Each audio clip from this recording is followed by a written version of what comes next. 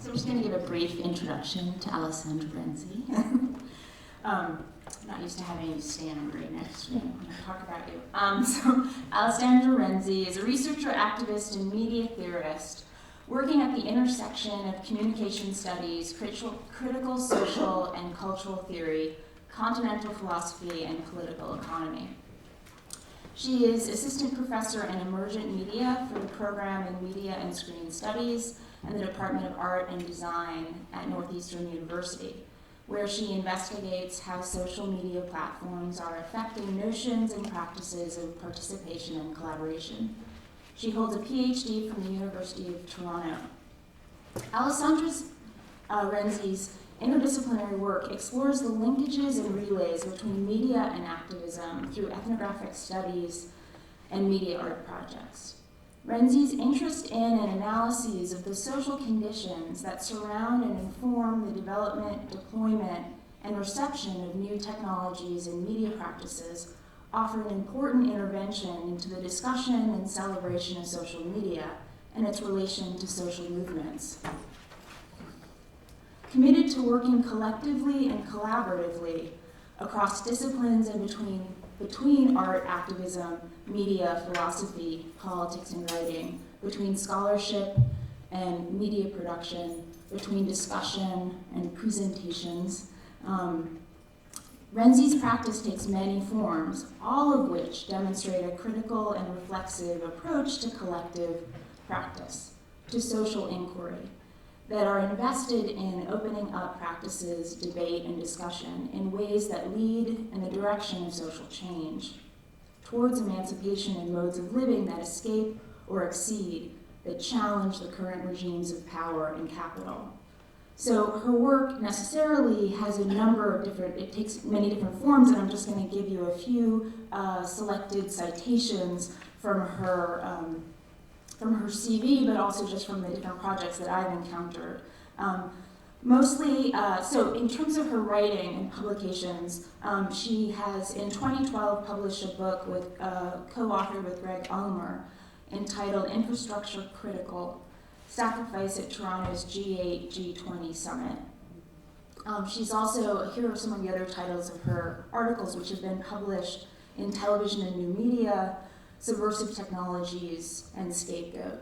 And the titles are Activism Beyond the Interface, Notes on an Itinerant Production Lab, What is the Politics of Platform Politics, and one of my personal favorites, Of Scapegoats and Garbage in Naples, a review of a collaborative documentary. She also has been involved in a number of media collectives and collaboratives, and she'll talk some about some of those projects today.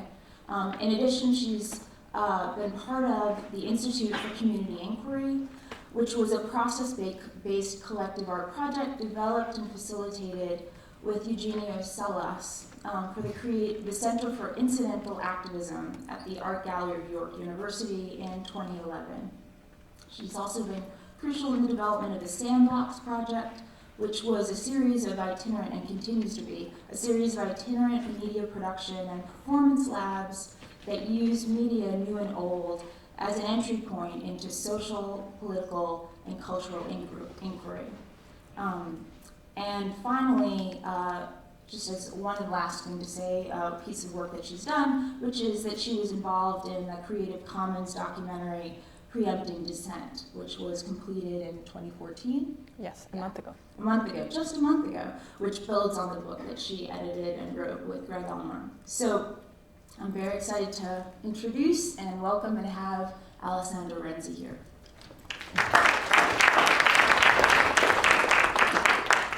Thank you, Paige. It is actually strange for me to hear you speak about me in the third person. I would first of all like to thank both Paige Sarlin and Terry Rube for the invitation and for the interest in my work and research. The crossover of my interdisciplinary research and art practice have led me to research creation as a preferred methodology to produce both art and research.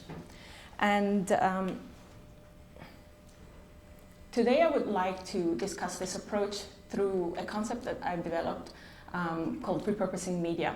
Repurposing media is a set of practices and methodologies that I use to produce both art and research. In the case of my media research, it produces analysis of activism and social movements, analysis of the connection between technology and social engagement, and also pedagogical strategies and new forms of knowledge sharing and learning.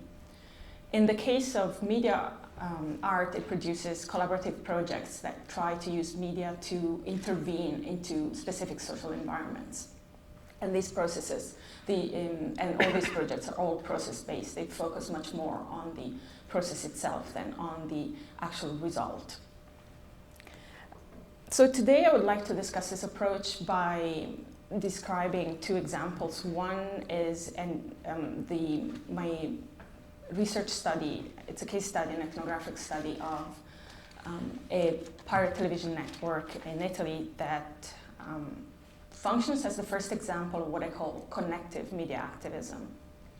The second case is my project Activism Beyond the Interface, the Sandbox project, which I developed with Roberta Buiani from York University, and that is still ongoing. And then I would like to conclude my talk by bringing up some of the challenges that I have encountered more recently, both in the project, both in my connective media activism and in my Activism Beyond the Interface project. And hopefully I'll be able to open the floor and have a discussion with you and see what you think about the current challenges. They have to do a lot with the recent developments in technology, as well as emerging and changing habits in terms of collaboration and participation.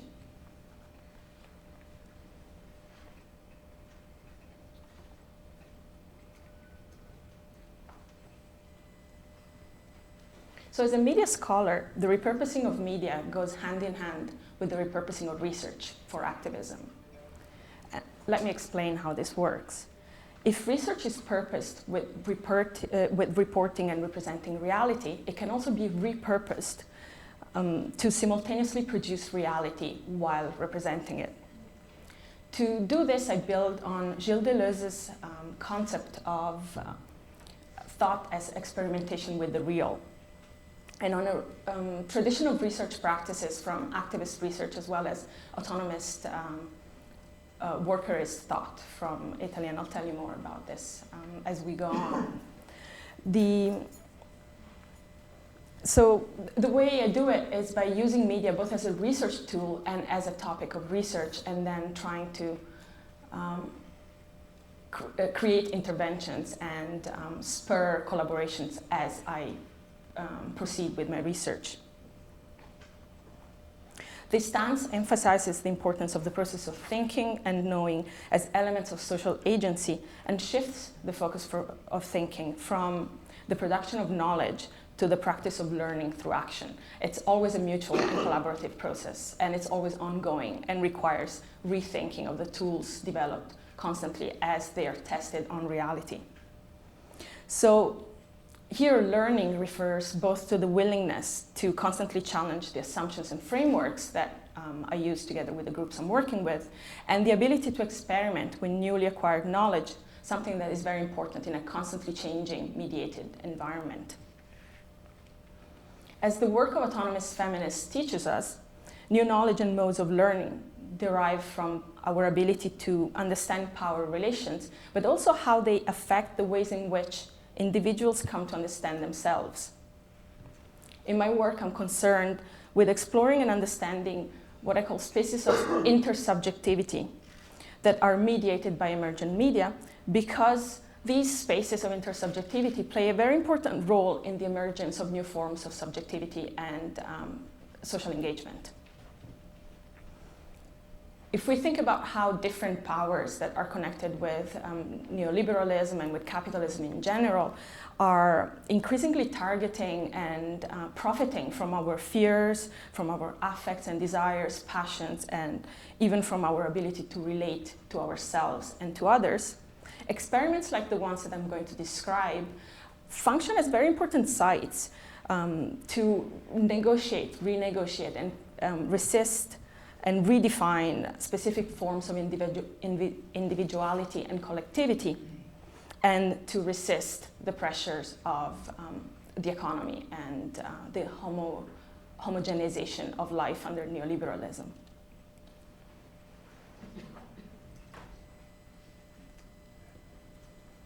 Let me start with a video presenting Telestreet, a network of pirate television stations that was set up in Italy in 2002, at the time when Prime Minister Silvio Berlusconi was controlling over 90% of the Italian media.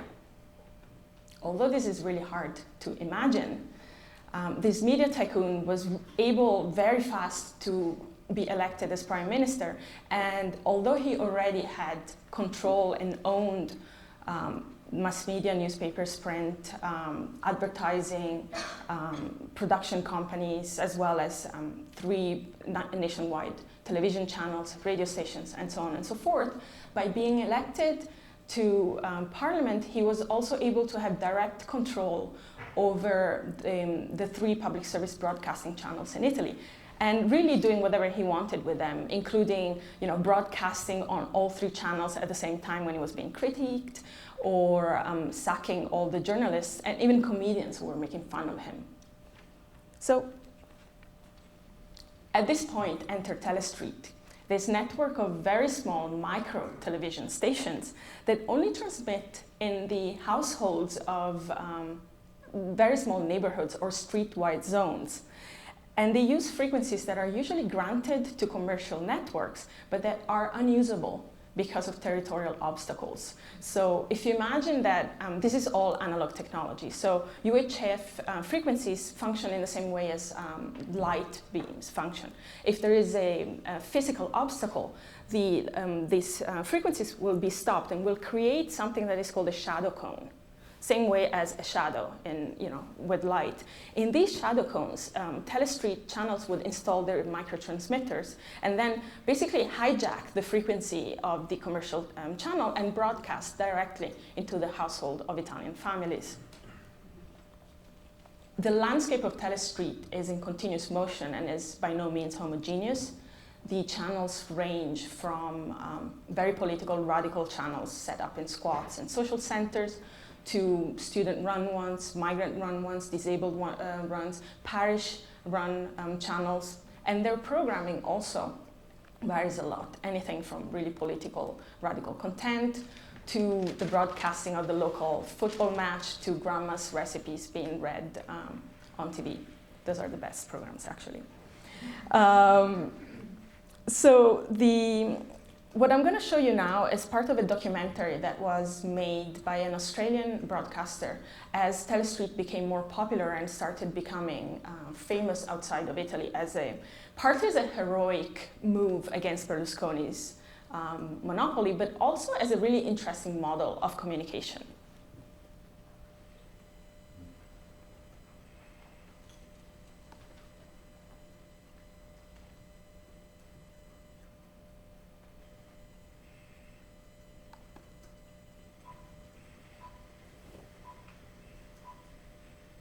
Apologies for the resolution, it's an old video.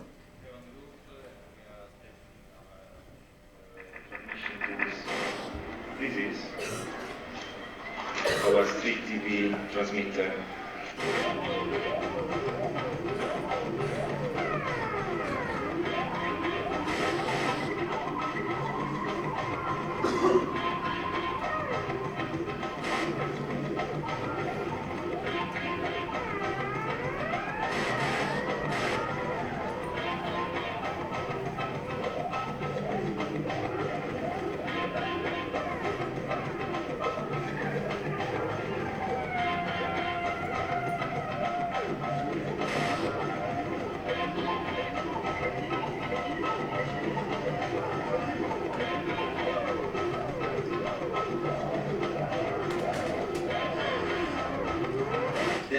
Televisione di strada. Il progetto è quello di cambiare il modello della comunicazione di etere, quindi quello che è il meccanismo televisivo classico. Fondamentalmente lo scopo è quello di dare intanto un'informazione di tipo diverso, un'informazione che sia più reale e non asservita ai meccanismi classici del mercato, e in più creare anche dei format che siano di tipo ludico magari, però di qualità sicuramente superiore. Il tipo di produzione di una delle street è piuttosto strano, nel senso che veramente c'è un'intersezione tra quelle che sono tecnologie vecchissime che si possono intersecare con tecnologie molto più evolute, tipo la rete. Io sto trasmettendo sempre in diretta, vedete, questo è il mix video per il quale facciamo entrare le diverse fonti, c'è il VHS, c'è la telecamera, c'è il computer, e passano tutte e tre i mixer e poi il tutto va al trasmettitore, che questo qua è nascosto qui, che ha un cavo, che è quello, se lo vuoi seguire, passa di là, va lì, quello è il cavo, che poi sale all'antenna, che magari dopo riprendiamo, che è quella che poi manda il segnale su questa zona, che è San Lorenzo.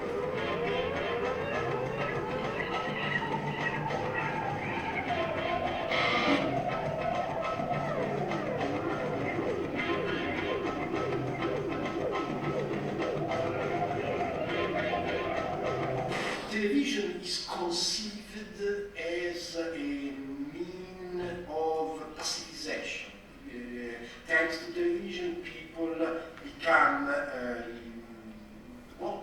watchers.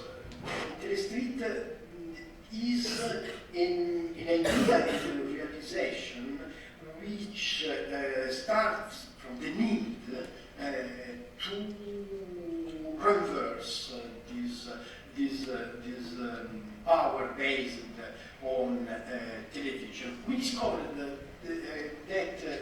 it's possible to transform your TV antenna, which is a receiver antenna, can be transformed in a transmitter.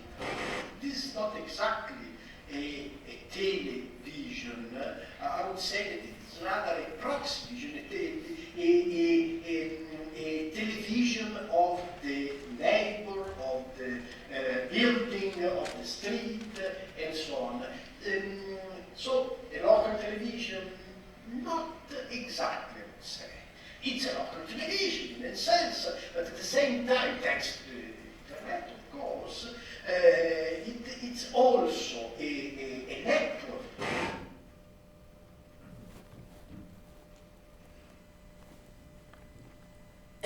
So, Telestreet is a particularly interesting case of hybrid media. It brings together really ancient technology, you see VHS as well as television and old analog transmitters with the internet. In particular, the way it does it is by using a video archive that functions through a peer-to-peer network where different media channels, the microstations, are able to share content, thereby cutting down on production and distribution costs, and also making this sharing of material available to people who don't have access to broadband internet, and especially at the time when it started, this was really important. You also have to think that this video archive was created before YouTube. So it was partly a precursor to YouTube, but it also was a precursor that built on the available technology at the time, which was not broadband technology. And also, people did not used to watch video online. So the way the archive functions is that the stations would download the video and then broadcast it into the televisions. And the choice of working and hijacking television is really important in Italy because television plays a huge role in the country. It is the main source of information for Italians, and it's always on in every household. So it was a very strategic intervention.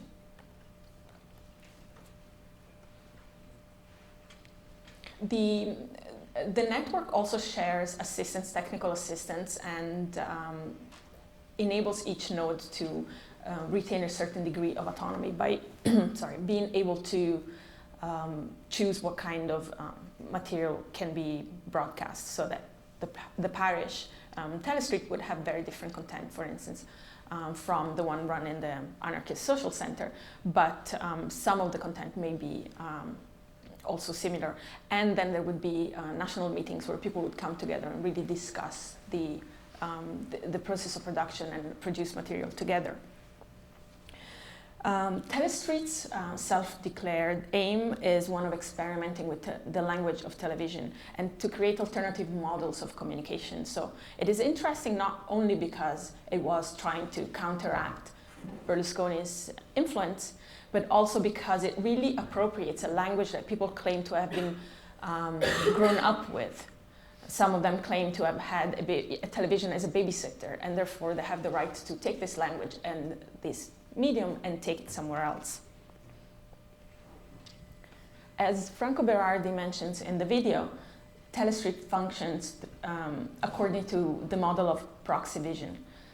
If you think that television means vision from far, proxy vision is a vision from close. Something that, you know, can be translated in the model of many to many, as opposed to the, you know, one-to-many model of the mass media. You probably don't find this particularly interesting now in the era of Web 2.0, where everything is, you know, from many to many. But what is important to think about in terms of, in the case of Telestreet is that this many-to-many practice of production is one that really brings people together in the same space, face to face.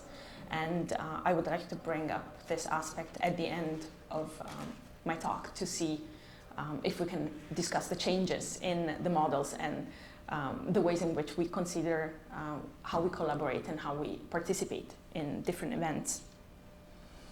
So Telestreet says that it doesn't matter how many people watch television, what matters is how many people make television. The number of channels has varied over the years from over 250 at its peak to only a few surviving ones more recently. In particular, in 2010, Italy switched from analog broadcasting to digital broadcasting, and that virtually killed the movement because there were no more frequencies to hijack, or more precisely, people did no longer have the technology to watch analog television. But a few of the projects that survived have changed their mandate, or they have adapted their mandate and are still very active. One of these projects is Insu TV, a media project in southern Italy, in Naples, of which I'm a member. And this is the example that I would like to focus on. So if we think of Telestreet as the historical background of what I am going to describe now as connective media, Insu TV is one of the examples that we can use to think about what connective media is and how it functions, and maybe what other forms of connective media exist that we're familiar with.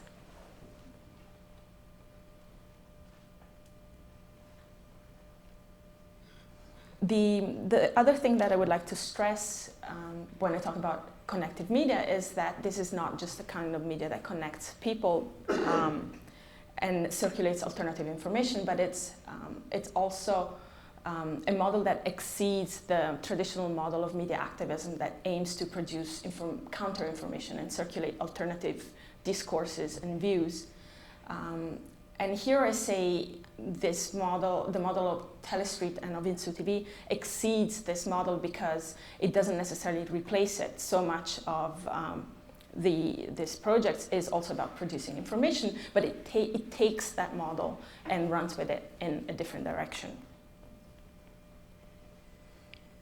To study Insu TV, I developed a research project that is based on the practice of conricerca, co-research, the collaborative research methods developed in the 60s and 70s by autonomist activists and researchers in Italy. The autonomia is, or workers' autonomy, or operaismo also, is an activist, it's a political movement and a political thought movement that developed in the 60s and 70s, from the mid-60s really in Italy, and that is now reaching the US through the work of theorists like Antonio Negri, Silvia Federici, Maria Rosa da Costa or even Franco Berardi, Bifo. Autonomia cultivated this practice of conricerca as a form of organizing. Autonomous researchers would literally hang out outside of the factories in Italy to talk to the workers there, trying to discuss what the problems were, what kind of forms of resistance were being developed, or even forms of sabotage were being developed inside the factories, and developed with them research studies to try and find what kind of knowledges were important and useful and could be folded back into organizing. So from this perspective, conricerca is not just a research method, it is a form of political organizing. So the process of co-research itself was a process of, it was a form of activism, or it is a form of activism. It's still practiced today. Conricerca also just uses traditional methods of research like questionnaires, interviews, or shadowing or talking to people. So it does take some of the traditional categories of analysis of sociology, but tries to push them further. And the way in which it does it is by harnessing the knowledge of the people who are being researched with. The questions in co-research are developed in collaboration with the groups that are being are involved in the research. So they also set the priorities and decide what kinds of knowledge should be produced during the process, and then by using this knowledge, the categories are also they're tested and always put to test to see if they're actually effective. And this is what really differentiates traditional sociology from more militant forms of conricerca, because of the willingness to question the systems of knowledge that underlie the methods that are commonly accepted as given as applicable to every different situation. My conricerca case study took place in 2008 and 2009 during the climax of the garbage crisis in Naples. This garbage crisis had been going on and off for about 16 years, with literal eruptions of garbage popping up in the streets of Naples. When I was there for my field work, garbage in a city of 3.5 million people had not been removed for 9 months. And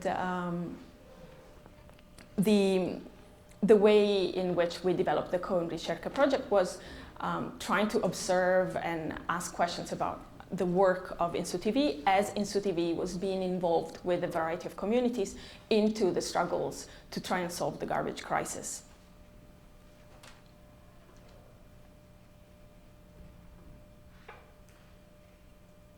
The garbage crisis, by the way, was due to a combination of corruption, criminality, connections between the government, businesses involved in the waste management, and the local mafia called the Camorra.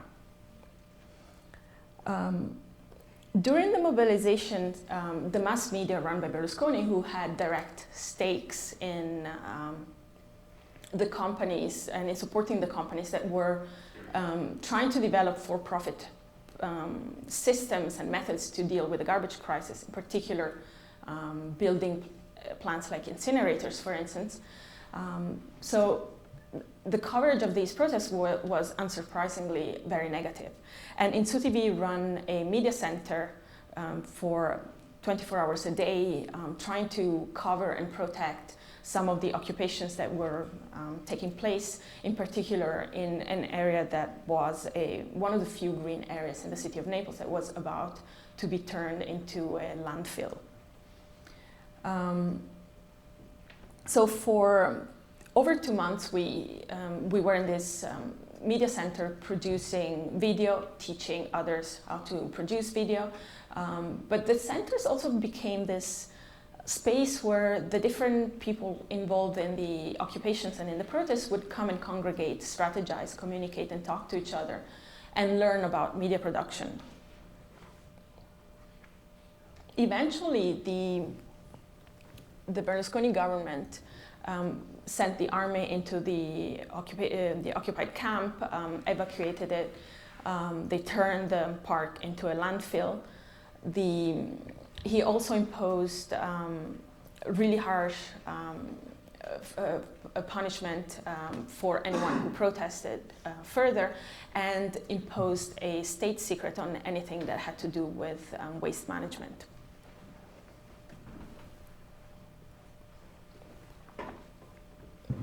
However, the communities that had been involved in the struggles came back to us with over 500 hours of footage that had been shot covering all the protests, but also interviews and various forms of inquiry that the groups themselves were carrying out to protect themselves from police, and also to try and make sense of this incredibly complicated crisis. That was by no means obvious. It was really hard. Even the media, when they were trying hard, they were not really able to produce a clear account of what was happening and why this problem was not solvable.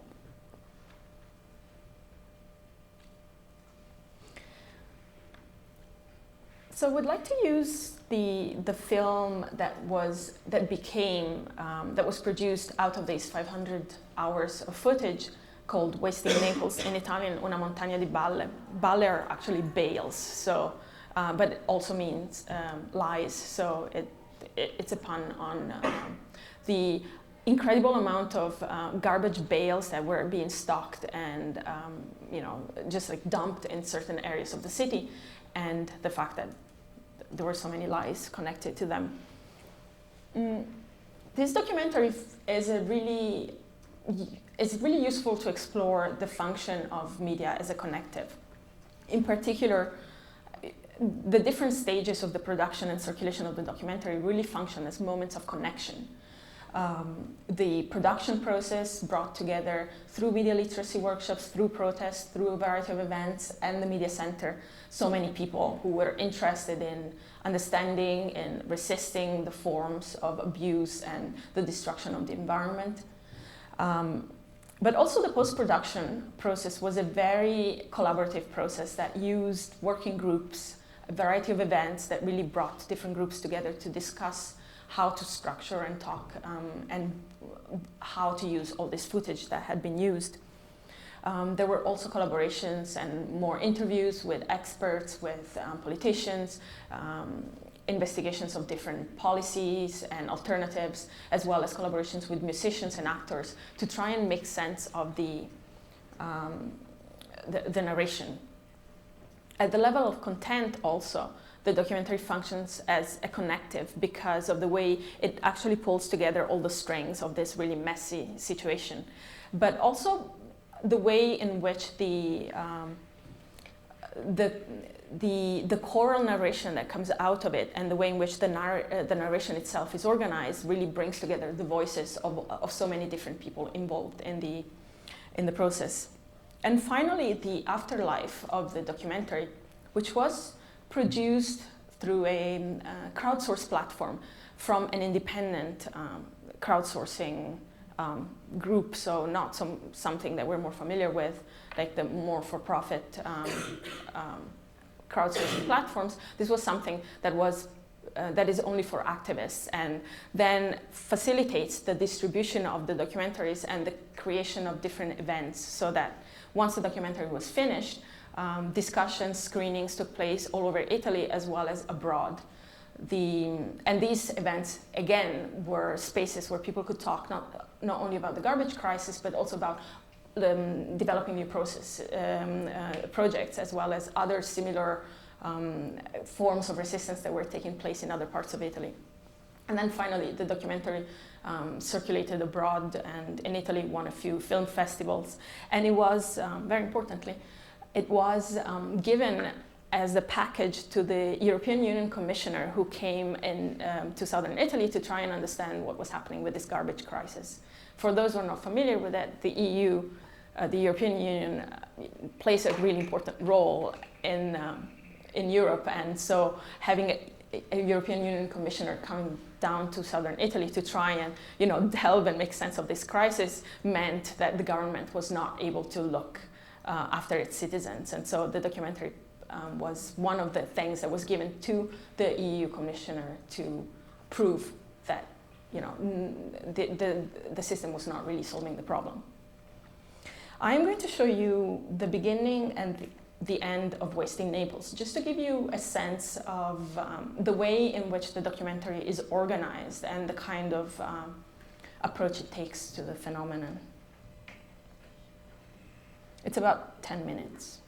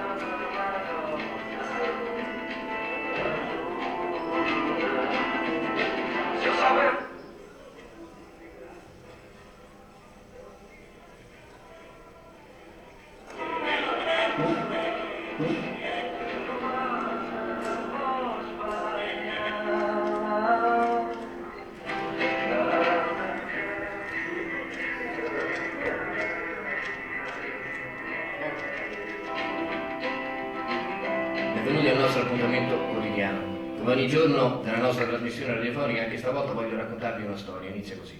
Immaginate in un lontano paese, una regione ben voluta dalla natura, ma molto meno dal governo degli uomini. In questa terra molti anni fa avviene una catastrofe, un grande terremoto che distrugge case e persone. Una banda di affaristi ne approfitta e prende i soldi dal governo per ricostruire case e strade. Scavano dalla terra per produrre e mattoni. E così ancora oggi quella terra è piena di buche scavate illegalmente.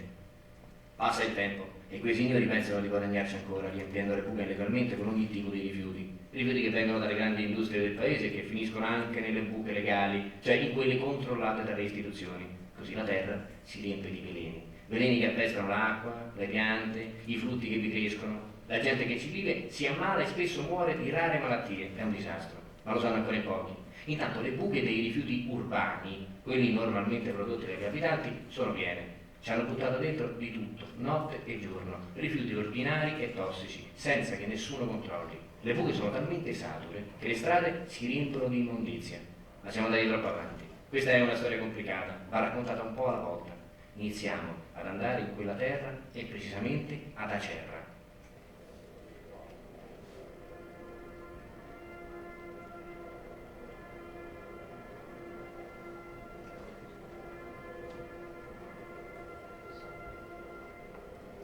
This is the incinerator that was eventually built. Oggi, se ci fosse un ideale striscione, non ci sarebbe scritto sopra arrivo, ci dovrebbe essere scritto sopra partenza, perché da qui si parte per risolvere il problema di smaltimento di rifiuti in tante regioni d'Italia.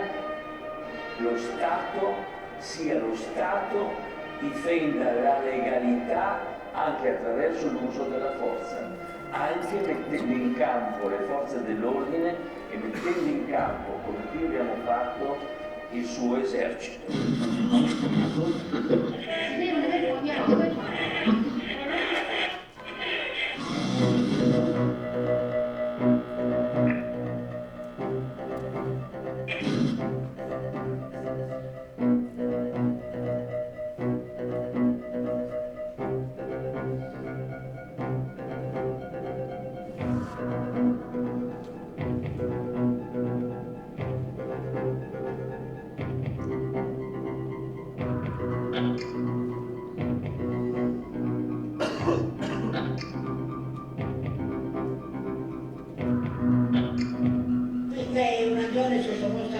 del mare. Questa è la zona più fertile che c'è in Campania. La Campania, una volta dicevano Campania fertile.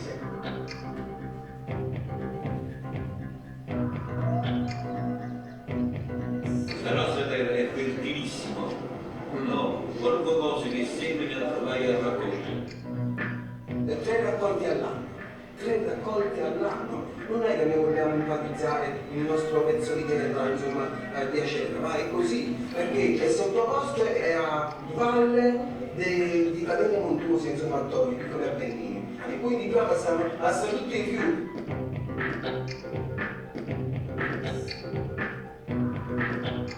Questa terrestre operata, arriva in domani e secchiamo. Andiamo con dove? A casa di fuoco, c'è di tutto.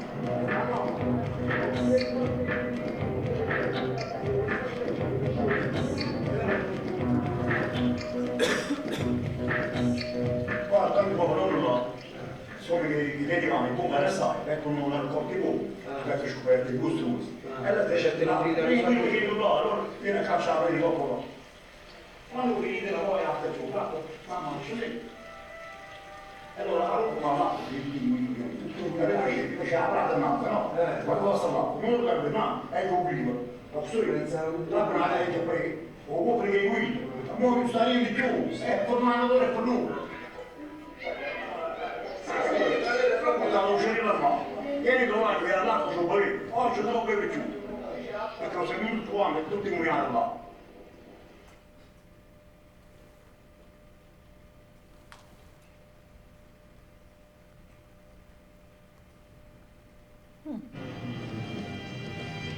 Nessuno crede alla realtà che voglia aggiungere ancora un po'. Nessuno vede né sente, qualcuno crede nel niente. Nessuno crede alla realtà che voglia aggiungere ancora un po'. Nessuno vede né sente, qualcuno crede nel niente. La nostra storia si fa seria nel 1994, perché tutto va male e il governo decide di usare le maniere forti le leggi speciali. Nasce lo stato d'emergenza, un'altra emergenza. Dopo quella del colera, dopo quella del terremoto, da queste parti l'emergenza sembra diventata una forma di governo. Si dovrebbe studiare scienze politiche. C'è la monarchia, la tirannia, la democrazia e l'emergenza. In quella regione allora, per cercare di risolvere la situazione, viene creato un commissariato all'emergenza dei rifiuti, ruolo che diventa prima del prefetto, poi del governatore della regione. Che poi, a pensarci bene, se una regione e quindi il suo governatore non riesce a gestire i rifiuti e il governo li affida a un commissario speciale, com'è possibile che il commissario sia lo stesso governatore di quella regione? Cioè, li sa gestire o no, sti rifiuti? Ma se lo dice lo Stato, sarà che così va fatto. Ma intanto, è così difficile risolvere il problema dei rifiuti. Altrove vi fanno diminuire di continuo, ma capite che questo ridurrebbe il profitto di quei pochi che se non c'è la differenziata si arricchiscono di più. E perciò cambiare non va bene. A questo punto della nostra storia compaiono altri personaggi, sapete, quei tipi che hanno sempre una soluzione per tutto. Questi, i rifiuti vogliono bruciarli, dicono, perché così spariscono e si produce anche energia elettrica. Questi qui parlano più forte, sono potenti, hanno i soldi e molti li stanno a sentire. È un bel guaio, perché non è vero quello che dicono, cioè bruciandoli i rifiuti non spariscono, ma diventano una polvere pericolosissima, nanoparticelle, che vanno nell'aria, nell'acqua, sulla terra, nella terra e fanno ammalare la gente.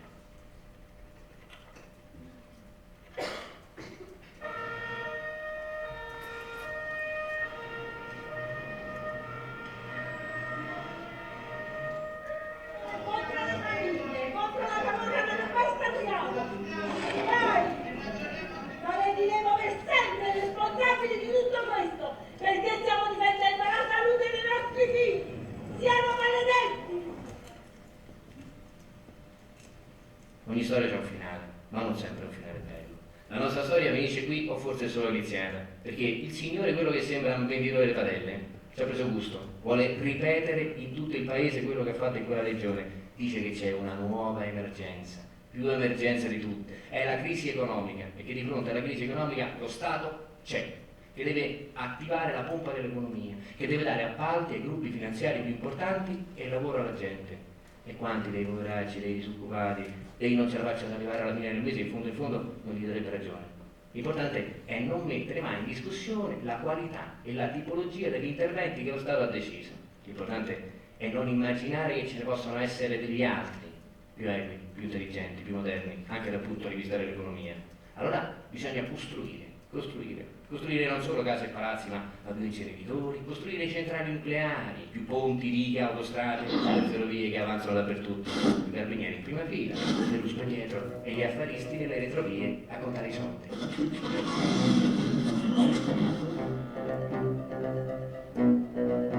Grazie signor Presidente, grazie a voi tutti per essere qui oggi. È un momento per noi importante, un momento significativo che aspettavamo da tempo. Abbiamo aperto in modo tranquillo e sereno la discarica di Chiaiano dopo tante polemiche e tanti contrasti.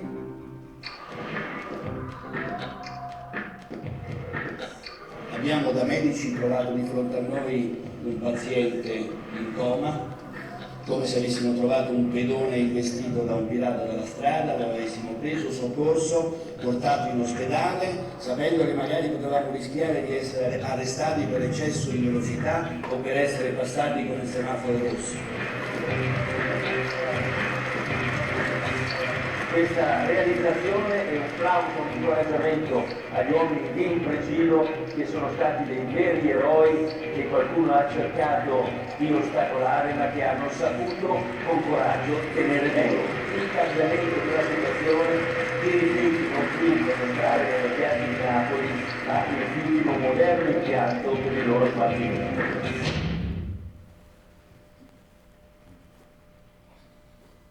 So the final images that you were saying is what you would see on television, claiming that there were absolutely no protests against the incinerator, whereas people were outside protesting and kept on protesting.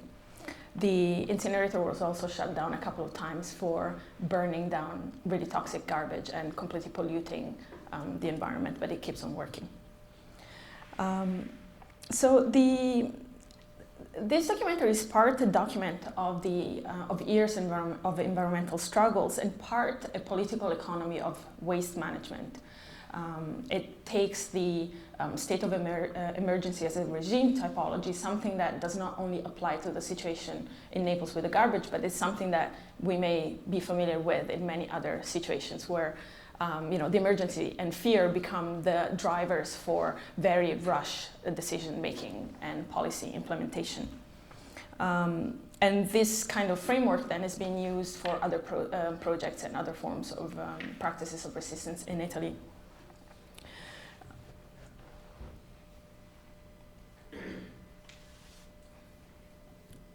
We are a connective and not a collective is the motto that Insu TV uses to describe the work done. The idea of a connective is epitomized in the name of the director of the film, Nicola Angrisano, who's actually an imaginary character and is a collective identity for anyone who's part of the project, so that we would have different Nicole and Nicola Angrisano talking about the garbage crisis in different parts of the world at the same time. It's actually a very practical way of doing it. In all its collaboratively produced programming, not just Wasting Naples, the idea of the collective and the connective for Insu TV aims to forge new relations among communities and strengthen those that already exist.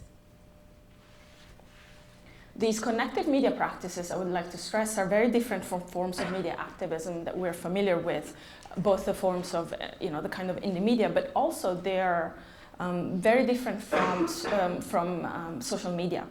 Connective media are not simply online platforms to discuss or organize protests. Rather, what sets apart connective media from these other forms of more standardized technologies and practices that develop around them is that there is an attempt at harnessing the potential, the creative potential of technology to critique the more standardized ways of using technology. And this is done as a way of resisting the homogenization of life, as I mentioned, but also the financialization of life. So there is a refusal to just have technology dictate how we're supposed to produce content and actively engaging it in a more creative way. I will be happy to discuss my theoretical underpinnings, in particular my notions of subjectivity and individuation and intersubjectivity that I have developed using the work of Gilbert Simondon and Isabelle Stengers.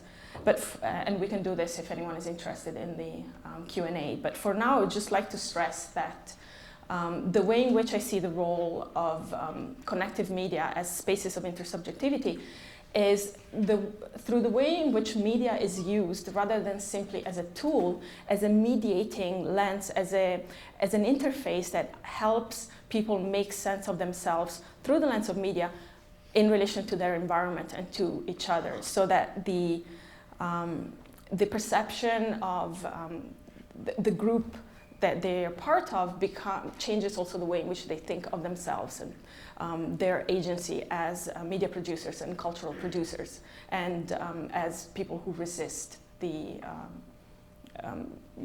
things like, for instance, the garbage crisis. During the media literacy workshops and programs, the media production objects engendered a new field of social relations and really reshaped the way in which groups were interacting with each other. In terms of co-research to the people from Insu TV, this revelation was made more explicit and helped us think about ways of actually increasing the power of connectivity. For me, the final analysis also helped me develop the concept of repurposing media as a way of making sense of Telestreet and Insu TV, but also as a way of emboldening research and activism in general. So let's switch gears now and move to the second example. This is going to be much briefer. The project Activism Beyond the Interface, the Sandbox project, was developed partly as a form of media repurposing.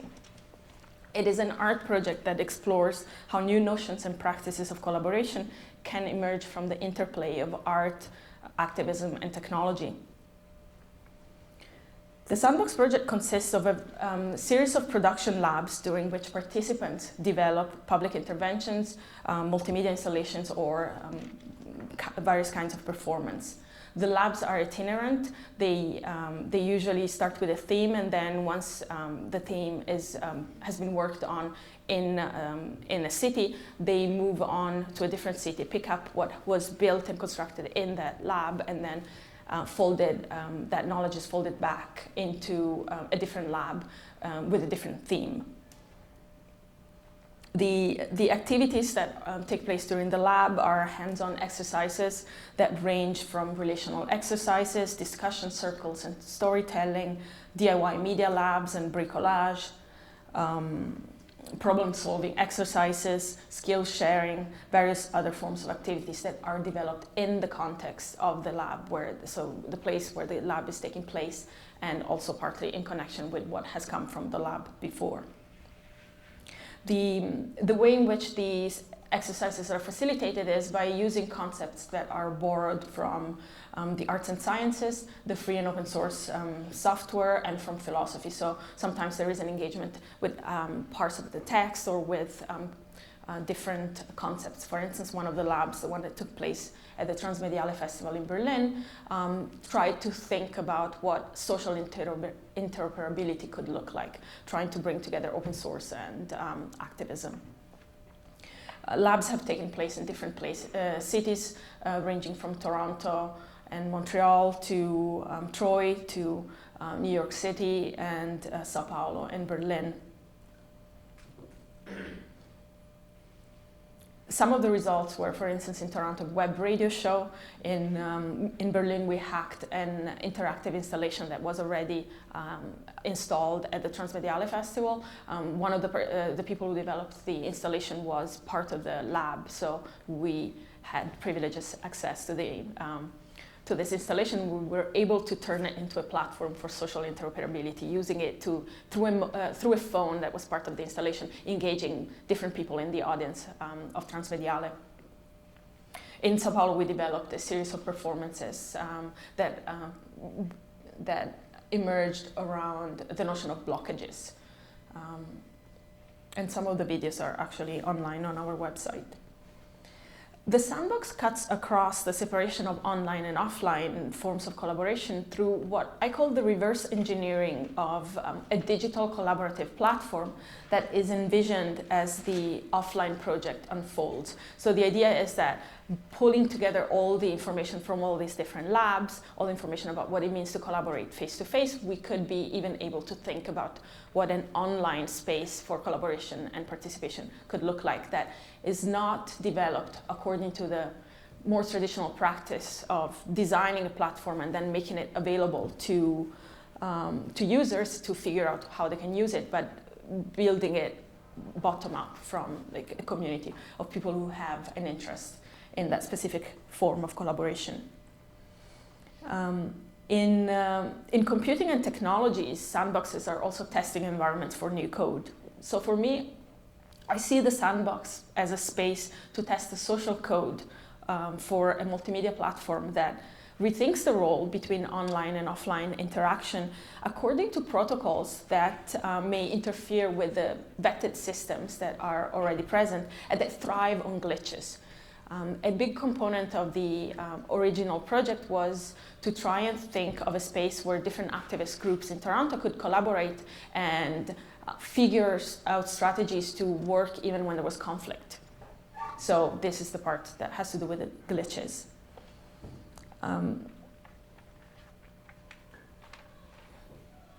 So to return to the concept of repurposing, during the production labs and the platform design process, media is used as an entry point, as an interface, and as the framework to explore and intervene creatively in the relationship between technology, community, and art. And I'll be happy to talk more about this in the Q&A. Now I would like to move actually to the third part where it's a very brief part, but where I bring up some of the challenges and try to make sense of this work. So to make sense of this in the image here is one of the citations that would be part of the physical structure of a sandbox. There is usually an actual frame that sets the boundaries of a safer space where people can interact and feel more comfortable working even in situations where there could be conflict. The citation is from Isabel Stenger's work on ecologies of practices. To make sense of the political value of repurposed media, we can draw on Franco Berardi's analysis of humanity as a network of fragmented individuals subsumed into processes of value production through the capitalization on social relations. So think about all the for-profit social media and how they capitalize on the very concept of the social through marketing, through data mining or rent, just making these platforms available for free and then like extracting profit in different ways. Before reminds us that in order to struggle against this capitalization and this dehumanization of the social, where instead of appropriating technology, we become part of this technology in a way, he reminds us that there must be a spatial proximity of bodies and an existential temporal continuity. People have to be in the same space at the same time to be able to interact. Without this proximity and this continuity, we lack the conditions for the cellularized, networked bodies to become community. And this is what projects like the Sandbox Project or InsuTV's connective media approach try to do.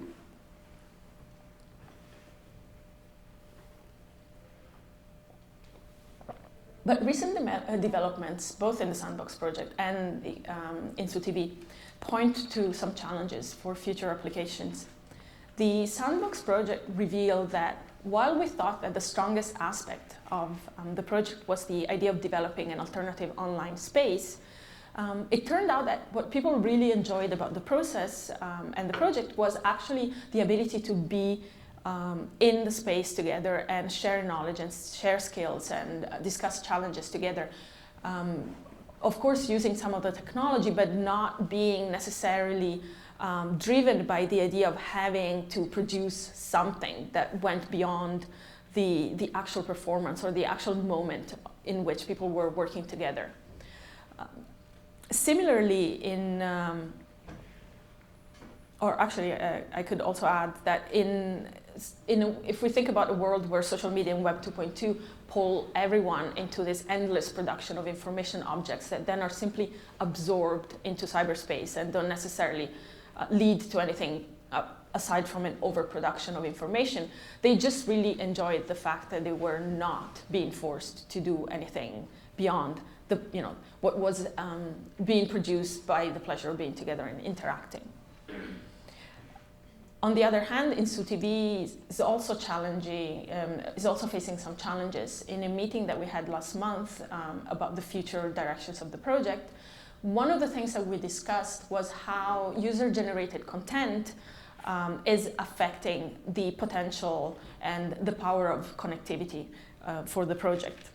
And again, here, we can think about the way in which social media platforms are not only capitalizing on our, and co-opting notions of participation and collaboration, but also, and especially in the case of InsuTV, how the ability to produce independently at home with available technology to produce media has actually cellularized it, has fragmented the community of producers who would come together to produce together. And so, and as I mentioned at the beginning, the important aspect of the connectivity is this face-to-face aspect. So the fact that other kinds of relations, other ties, other links then emerge in the process of collaborative production.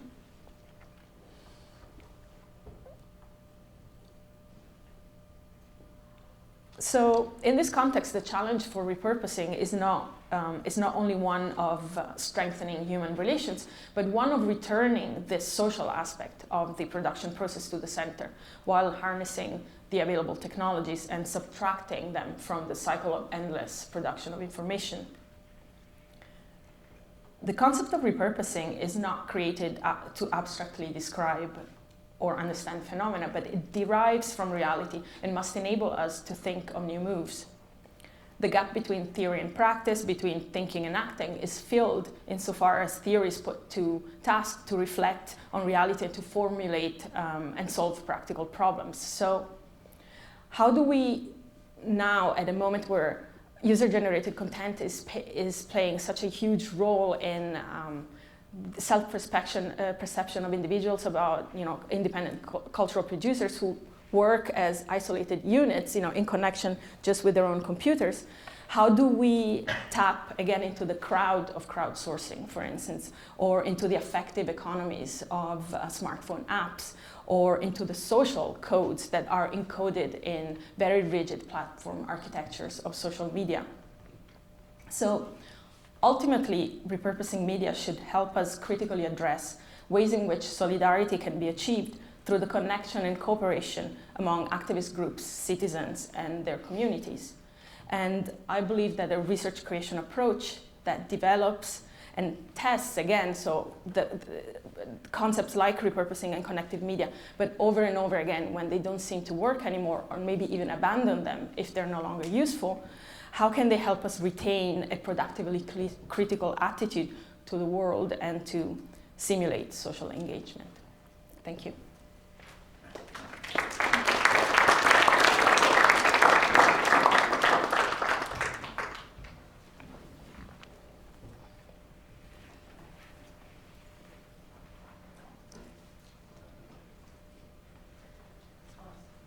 Yes?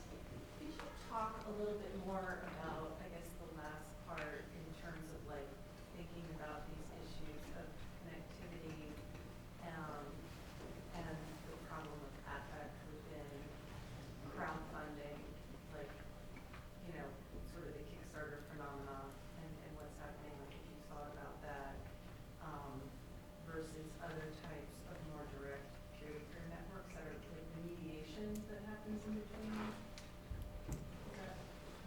Yeah, no, this actually is the kind of questions that I'm asking right now. I started working on it 2 weeks ago.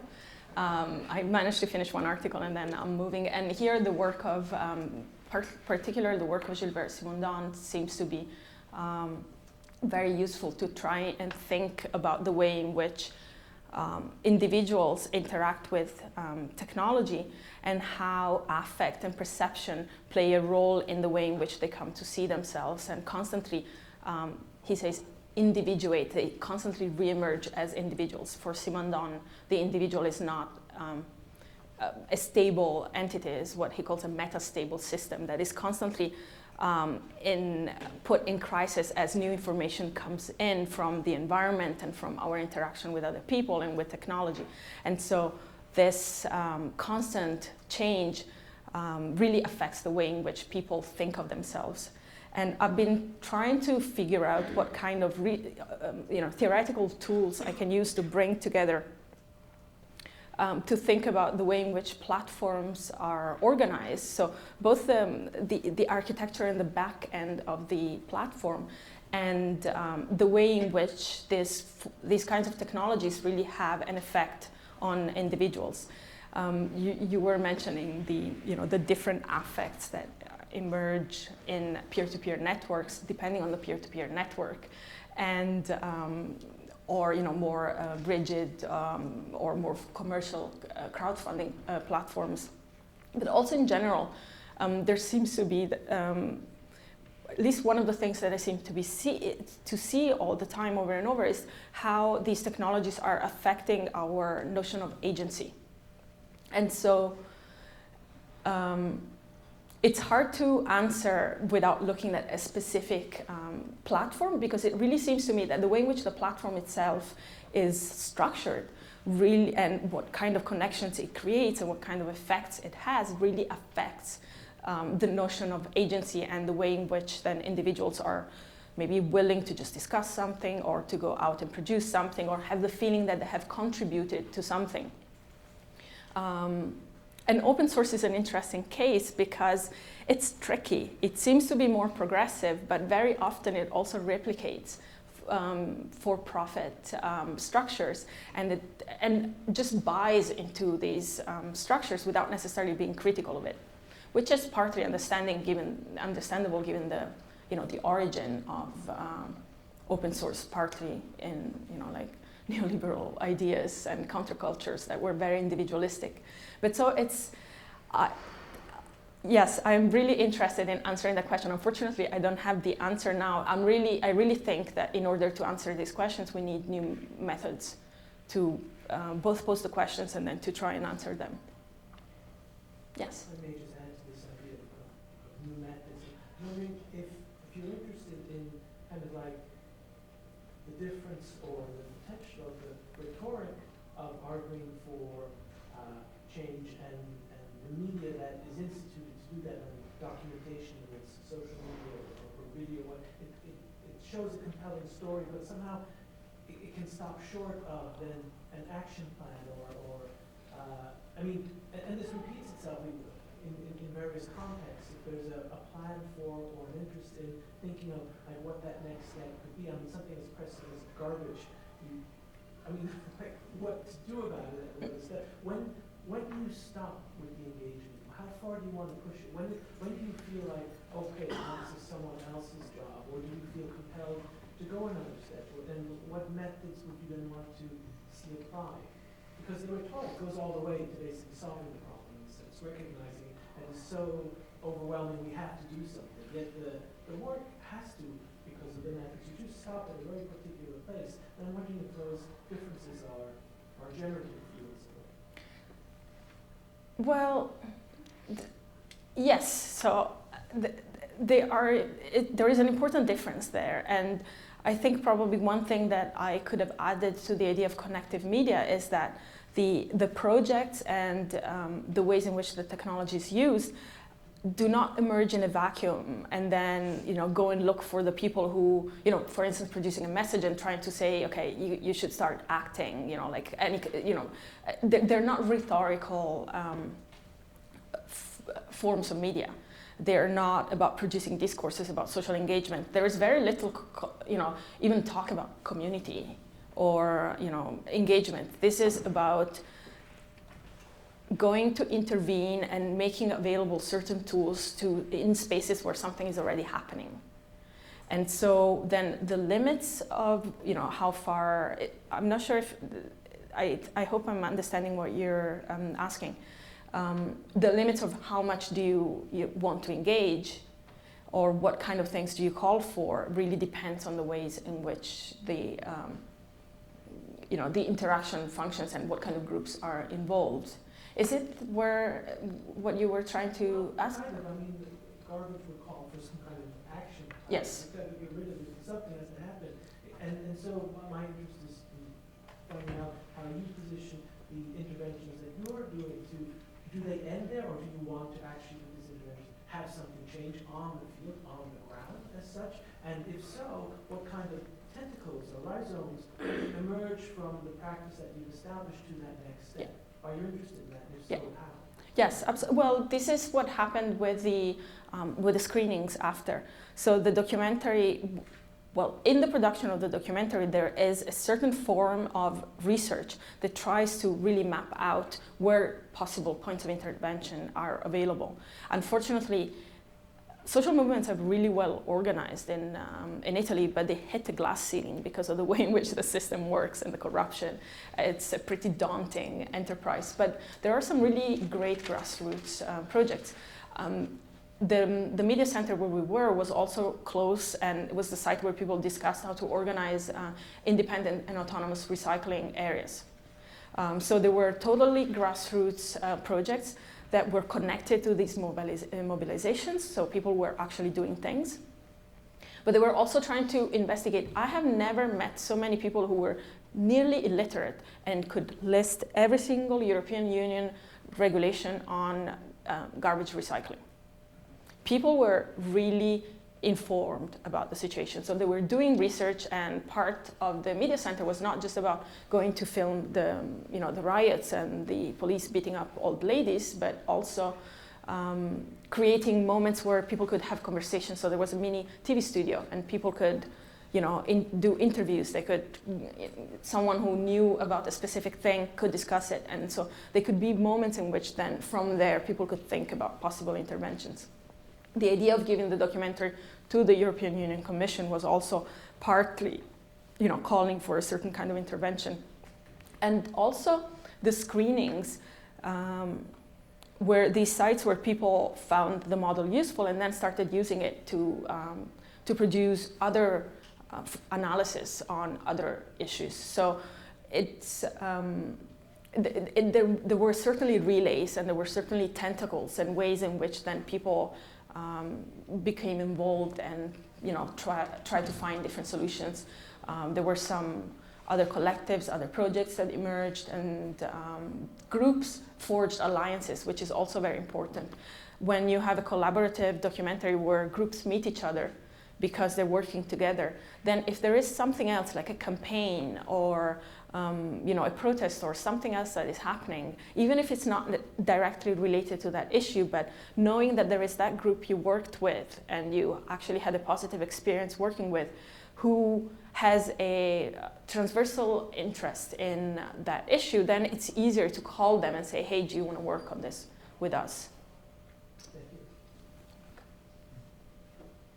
Yes? I just had a question about the how one could possibly compete against a media empire like Silvio Berlusconi's, from the goodwill and technical know-how of scattered people throughout the country of Italy. But in general, this is sort of a general question about different countries. How do you find economic funding that's going to sustain? It's going to take you past one flashpoint crisis into some sort of alternative, politically motivated media? That's a great question. So I don't think that anyone seriously thought that they could, stand up to Berlusconi and, take over or, any amount of power away from him. Telestreet was born as a tactical media intervention. When I first started being involved in the project, I went to their first national meeting, and David Garcia, the author of the ABC of Tactical Media, was there, and he was really interested in the phenomenon and also predicted that it would be over in a couple of months in the spirit of ephemerality of tactical media. It was partly a gesture. It was a gesture that traveled around and made people more aware of the fact that Italians were not just sitting there and watching naked women that Berlusconi was constantly broadcasting on TV. Sometimes they would switch the channel and look at grandma or something else. But the effect of these practices is much more perceived at the level of micropolitics. There was one of the channels called Disco Volante TV, Flying Saucer, that was run by disabled people and people with autism, and that channel was a very important channel, not only in the city but everywhere else, to empower these people, but also especially to change the perception of who can speak on television, who has the right to do anything, what it means to report or show or produce from the perspective of someone who does not fit the normal characteristics that are imposed on individuals from society. One of the main moderators on TV was someone who had it was really hard to understand, had serious speech problems. And after the first few moments where you were completely caught off guard, you started engaging with that way of speaking, and after a while it was not a problem anymore. They produced also a great report on architectural barriers, and forced the government to actually implement changes in the city where they were acting. So what I really see and even working with Insu TV and just walking down the streets in Naples and people going, "Hey, you guys are the people from the TV, we really like your show."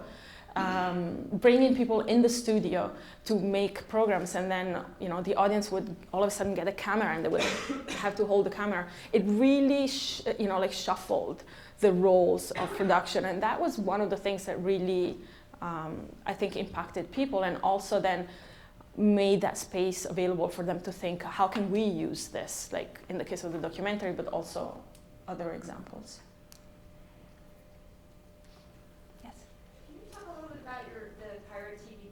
In Toronto? Oh, yes. Have the kind of context and framework and how different that is from the Telestreet. Yeah, that was, it was within Insu TV, and people came from Naples to basically have one episode of a really popular television format in Toronto. The television format is called Domenica Out, which is a spoof of a very popular program that has been going on in Italy, has been running for, I don't know, I was a small child. And it goes on for most of the Sunday, and it's called Domenica In. So Domenica means Sunday, and Domenica Out is a program that aims to get people out of their houses on Sundays rather than have them stick there in front of the television, come into the squat where Insu TV was based at the time and produce television together. What is interesting about this format is that usually the group decides on a topic and then invites various experts or communities or groups that will then participate in the production of the show. When I was there, we did one on the relationship between legislation, the economy, in particular the increasing precarization of life, and drugs.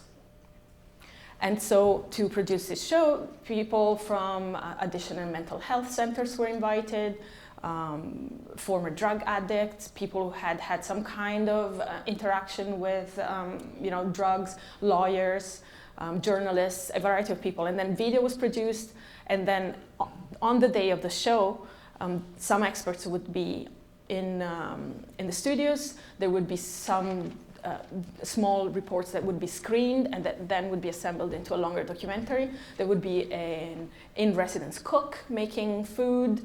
There would be a local band playing. It's a time where people basically celebrate, and so there is a participation. People share, are exposed to a specific topic that really affects their area, and then the show ends by sharing food. So we did something similar in Toronto. It was an experiment because we did not necessarily know how this would be taken up in Canada, where there isn't the same kind of street life. We weren't necessarily too familiar with the communities that were in the art gallery where we did the program. Yes? Which gallery? It was at the Free Gallery. And it was in Lansdowne and Bloor. The Free Gallery used to be in the East End, and then it moved to the West End. And so what we did was we run a workshop on how to run a pirate television. It was mainly an informational presentation showing the technology. We had a Canadian transmitter expert who, she opened up a transmitter, explained to people how to break it up, how to use it. We had monitors that were set up in different areas of the gallery and in the show windows. And then after we explained to people how to run their own project if they wanted, we told them that if they wanted to stay behind, whoever stayed behind, we could work together on a show, and we had 2 days to produce it. And people stayed, and so we went round in circles, we discussed what where they came from. Most of them were from the area where the Free Gallery was. We started trying to identify a specific problem that was affecting the area, and then we started dividing up the work to do. And the issues that we identified one was the construction of, or actually the transformation of some rail lines that were near the area where the gallery was into a commuter railway using diesel trains, and in an area where there were a lot of schools, and these trains were really polluting, and so many people in the community were already mobilizing to protest and to push the government to change the infrastructure into electric trains. The other thing was, this is also, the area is also an area where many artists are. And so we wanted to discuss gentrification and the diminishing space that, and access to studios that artists had in the area. And so people did interviews. We found some cooks. We found some local bands who wanted to play. We found some experts, and people were involved in the mobilizations, or there was actually even an engineer who came with a mask because she wanted to remain anonymous to discuss the hazard and the impact, the environmental impact of the trains. And so we basically run the same model in Toronto, and it worked really well.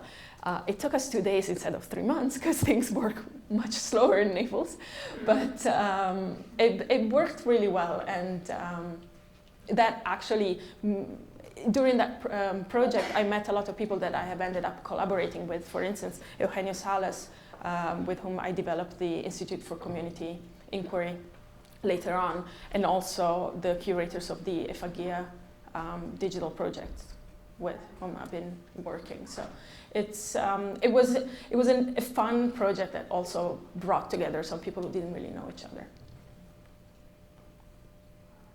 Yes? In general, do you think that distinct pirate media organizations, especially ones working within different media formats, have efficiently forged relationships amongst each other rather than just within themselves? Or is that something that needs to be improved upon? In the Telestreet network? Yeah, or many of the projects you've been involved with. Yes, so in Italy, at one point, there was a big split between those who were supportive of the church projects and those who weren't, but on the whole, there were some really good collaborations, and there were some good ties. Sometimes they would run along the lines of political organizing too. Now that many of the pirate televisions no longer exist, some of the ones that have remained are always collaborating. So there have been, actually, InsuTV just collaborated on a documentary on Gaza that has won the Turin Film Festival a month ago, and it was done in collaboration with other, former pirate televisions in Bologna and Rome.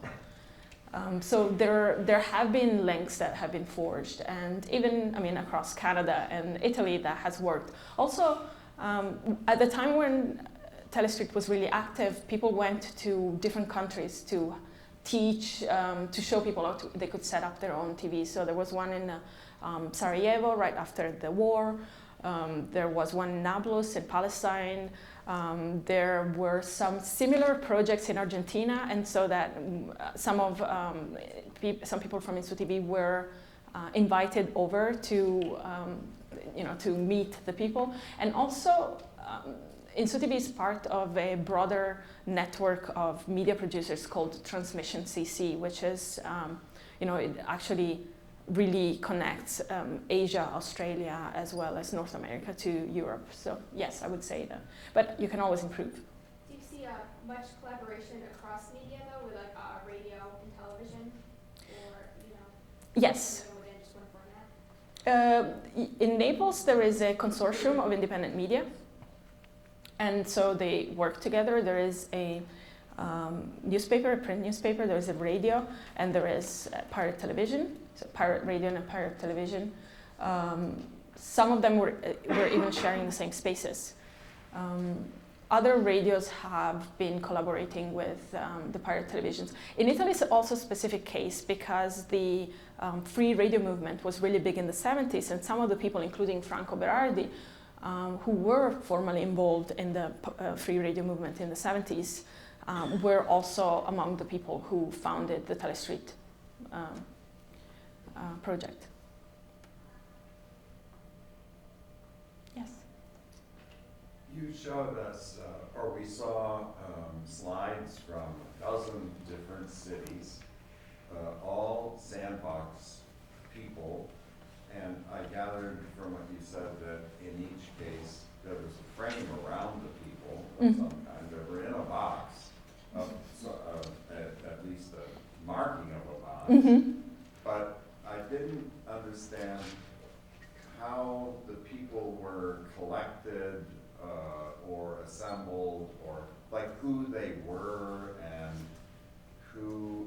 and how they were set into motion, or what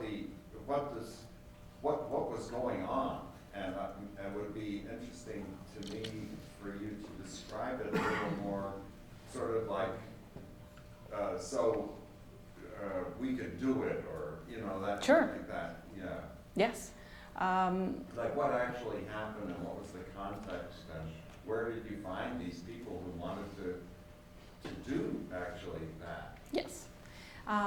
So a few, not all of them, a few of the Sandbox Labs have taken place in the context of festivals.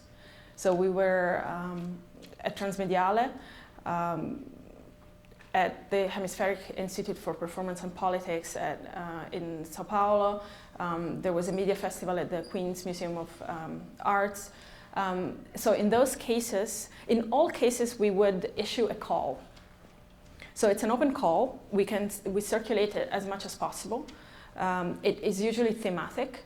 So it explains what the Sandbox does. It explains what the Sandbox aims to do in terms of so it explains how it works, and in terms of interaction and what it aims to do. And then it chooses one topic and then invites people to participate. Once we have a list of participants, people who are interested, and it's always easier in the case of festivals because the organizers will just send out the call.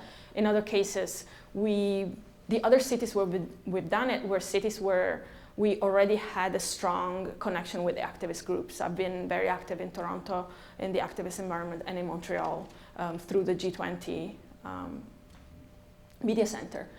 And so circulating the calls among those people. And when we did the one in Montreal, it was at the time of the Quebec student protests. So it was actually one of the most exciting labs that we had, because people were incredibly tuned in to the issue, and they were really eager to find creative ways to think about activism. So bringing activists, hackers, and artists together in a space to think about possible ways of, and the concept was that of ecologies of practices. So how to think about an ecology of practices was very exciting for people. So they were really happy to collaborate.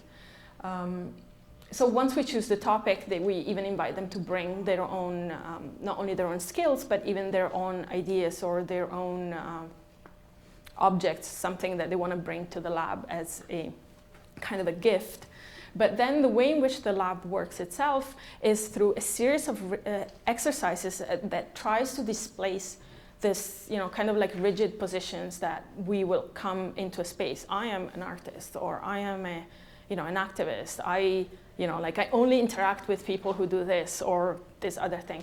And so a lot of the activities are really aimed to shift and playfully create situations in which people kind of like find themselves slightly out of their comfort zone, but in a space that is actually mostly, for as much as we can guarantee it, safe and playful, so that everyone feels comfortable experimenting. Would those be like games or? Some. And how would they be? Would somebody be in charge and then call out? Okay, now we're going to be refining rabbits, or? Kind of, yes. So Roberta and I would be in charge. Yeah. And we usually, for each sandbox, we develop some different exercises. But they start with certain kinds of poetic introductions, and then they move through a series of exercises that slowly, partly trying to get people to know each other and feel more comfortable to each other, but at the same time, there are steps in the production of something so that by the end, if no one has a genius idea that can create the best intervention in 5 minutes, we can always draw on what has been produced during the different stages, put it together, and use it as the intervention. In Montreal, we did not even have an intervention because people did not want to produce anything. They just wanted to talk at the end. But so the exercises will range from these poetic introductions to something that has to do with the body. For instance, the theme in Sao Paulo was blockages. So we went from trying to embody blockages with our bodies to discussing citations and pieces of text without the name of the author, but just creating this space where someone has a sentence and then can discuss and be inspired by that citation, but not necessarily feel intimidated by the fact that this may be some very hard philosophy or something.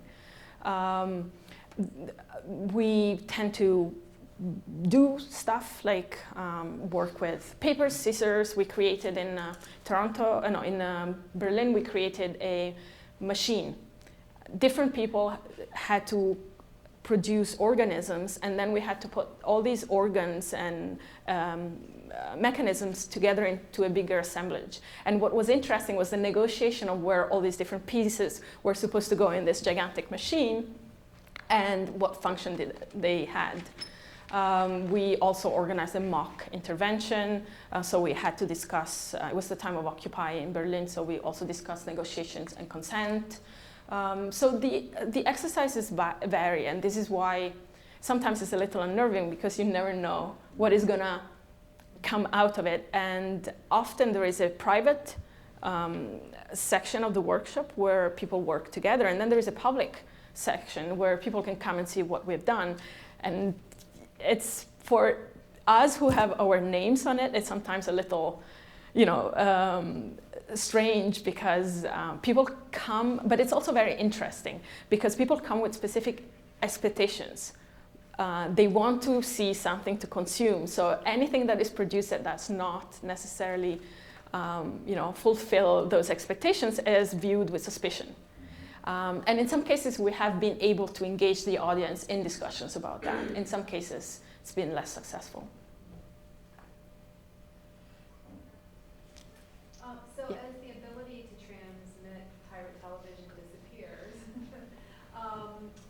in Italy, are there any sort of advocating being done for maybe another system, maybe like public access here, or something more based on the web so that sort of communications and the localized concerns that are being transmitted through these various pirate television stations can be maintained? Partly yes, partly no. At the state level, nothing has really happened. The frequencies have been all assigned to private broadcasters, and there is no space for any kind of community run television. At the level of the regions, depending on the region, regions in Italy have considerable autonomy. Some stuff is happening. For instance, in the area of Bologna, which is a very progressive area in Italy, there was a web TV project that was created in collaboration with the local administration. InsuTV started or tried to start a community television that reached out to different groups in Naples. It was a really exhausting project, especially because it happened right after wasting Naples. It was partly trying to harness and grow more tentacles and try to pull people together. But unfortunately it didn't work out. It was really hard to negotiate the funding because funding is very often connected with politics or corruption. And there was no one who was really ready and able to take the lead to do it. So it is something that hasn't really happened. But a lot of the production that comes out of these groups now ends up being streamed or even screened on television by local broadcasters who are more sympathetic and more progressive. So they're never community run, unfortunately, but they open a little space for community-produced content. Yes? Do you see any place for media in collaborations, or rather just as the object of collaborations? Because using media in the collaborative process, then the collaborative process becomes mediated, and there's this lack of spatial temporal continuity that you mentioned before. So is there any place for media in the collaborative process, or should it remain as the object of collaboration only? Well, does the temporal and spatial reality necessarily disappear during the process of collaboration? Does it have to? If you're not in the same room, I suppose. Right, okay. But yes, I agree. There may be other ways to bring in the social aspect. Apart from the fact that we'll still always need media, and there is beautiful artistic video work. There are so many other places for media, so I don't think that media doesn't have a place. But there may be ways of organizing collaborations and being aware of the pattern of collaboration in ways that then still harnesses the social potential. So some of the videos that I have worked on were not necessarily produced completely collaboratively. There were some faces that were collaborative, some were less collaborative, but then sometimes it also depends on what you do with that media product and how it is used. So, there is nothing wrong with just producing more video if it does have an impact in some way or the other. But as the distribution becomes one of the moments in which then we may have to think about the impact of that media produced.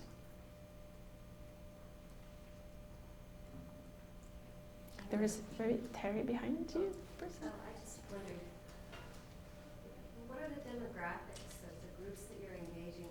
Just simply like age range? What are the far ends of the spectrum that you work with, or socioeconomically, or who are the people you're With the pirate televisions or with so in with the pirate televisions, you have all sorts of communities. Like the first people you saw in the documentary were farmers. We actually needed an interpreter to translate from a specific variety of a dialect from that area into a different, more standard variety of dialect before we could subtitle it. Students, parents, people. So in the context of the migrants, a lot of the work of InsuTV has been done with migrants or about immigration and immigration rights. So you'll find people from Naples has the biggest sub-Saharan African population of immigrants in Italy and maybe in Europe even. So that those would be also the populations that are engaged. They in Sudivi used to hold a newsreel for migrants by migrants in different languages. When I first arrived there, people were teaching some culture mediator, they're called. They're people from for-profit organizations that work in the Italian environment to try and involve and incorporate and interface with immigrant communities. They were teaching them how to use cameras and how to produce video content. So in the case of pirate televisions, it really ranges from people who are more artistic to actual artists, people who hang out at the squats, people from communities, from organizations, cultural organizations, and so on and so forth, including sometimes the mainstream media. In the case of projects like the Sandbox project, it also depends on the spaces. So the festivals obviously will be more sheltered spaces where you have people who are either coming because they're interested in what is being offered, or people who already have been invited to be part of the festival and find the project interesting and want to experiment. In the case of Montreal, for instance, there were a lot of students because at that point, and partly because of also the way in which the calls circulated, it was more open to that audience. And then there were some artists and activists from different organizations. Toronto was mainly activists and investigative journalists and hackers. So it really changes, and we try and mix it up as much as possible. You've been, Tiny follow-up. So in the case of, say, the work that was done for migrants, that was really great to read the article. A lot of us in the room did that in preparation for your visit. This kind of protocol of how you invite people in is as essential as anything else that happens, of course. Mm-hmm.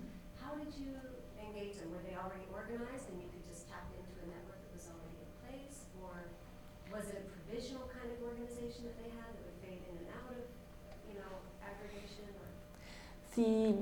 Because Insu TV was set in a squat, as social center, social centers are very important hubs of cultural exchange and production there. Anything goes on from hack labs to music production to political organizing, screenings, festivals, music, all sorts of things. And people hang out there. When I was in high school, that was the cool place to hang out. You'd go to the place where actually Insu TV broadcasts from now. It's a squat that has been there for 20 years probably now.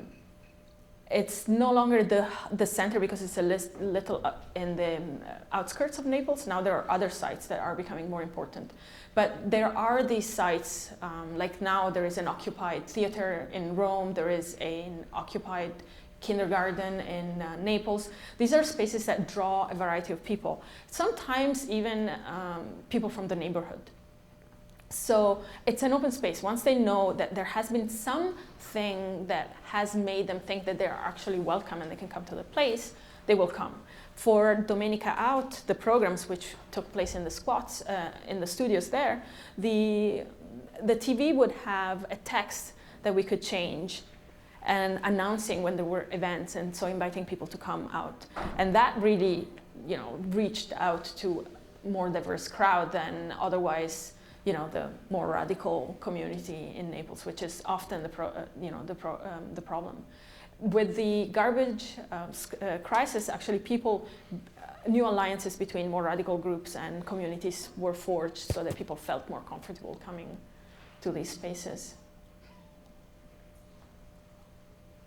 Yes? When you produce product that is like a documentary film or something like that, could you comment on the potential risks that you might be putting people that you made to film the media in, that is, that the risks you might be subjecting them to in terms of reprisal, or did you guys consider, I mean, I'm sure you did, so I just like to hear what you know. In the case of this documentary, for instance, or the documentaries about immigration or with immigration, the people volunteer. So the footage was volunteered. There wasn't anything that was, recorded without anyone's permission. Because the background of most of the people from these projects is in the independent media centers, is the indie media culture. The ways in which these groups came together were through media centers at summits and protests. So all of us are aware of certain protocols and certain of the importance of not making people vulnerable. I am not aware of any incidents in which we have made anyone vulnerable. It doesn't mean that nothing has happened, but we pay attention to these things, and so far we haven't had any side effects. So yes, it's definitely the ethics of the production process, but also everything that surrounds the vulnerability of the people who are in the documents is very important.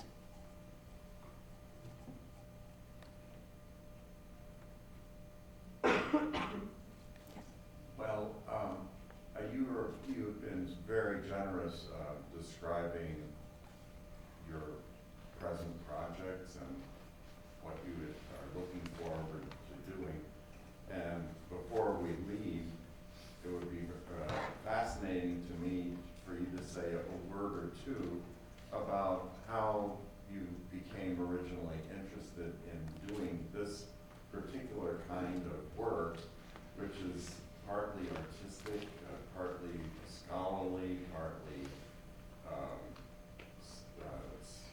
psychological, partly community engaged, partly political, et cetera, et cetera, et cetera. What happened? What happened? I hung out in the cool place in the squat. That's partly.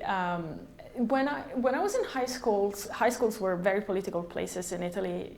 There was a lot of political organizing. We went to, and there were a few university occupations. I took part in already as a high school student. And then when I moved to Germany where I studied, there were 2 more university occupations. So partly I was always, involved in some kind of activism. And then when I started doing research, my master's thesis was mainly about Italian immigrants in Canada, and I was not necessarily aware of the fact that I could bring my politics into research. I had to, unfortunately, I didn't also know that there were so many people who had already done it, so I had to figure out a lot of the stuff on my own. Just because of the space where I was studying. But once I started working on my PhD, as someone who was deeply invested in a project like Telestreet, it was no longer enough for me to just represent Telestreet as a neat, like public sphere project and, expose others to this, really cute pirate television thing. I really wanted to produce knowledge that was useful to the students. And then for me, the easiest way to do it was to tap into the tradition of autonomist theory, because that is a kind of theory that really informs political activism in Italy. Activists read a lot of theory. Words like subjectivities are unfortunately sometimes even problematically, used as daily language. There is the theory really informs the practices, and so by exploring that relationship and the tension between theory and practice, I became more interested. And then just by trying to think about what I could do more, because I'm not always in Naples, I can't always contribute to the project, bringing what I'd learned into Toronto, and at a time where I was already involved with migrant struggles and media struggles in Toronto, it was kind of a logical, shift. And I never saw myself as an artist until people started inviting me to do things in art galleries. And I was like, oh, this is art. For me, it was activism. And I guess socially engaged practice and all the hype around it now has made it so that people like me can claim to be artists and even get jobs in art and design departments, and continue to do the kind of work that we want to do, which is great. Awesome, and thank you so much for all of this. Well, thank you for the interest.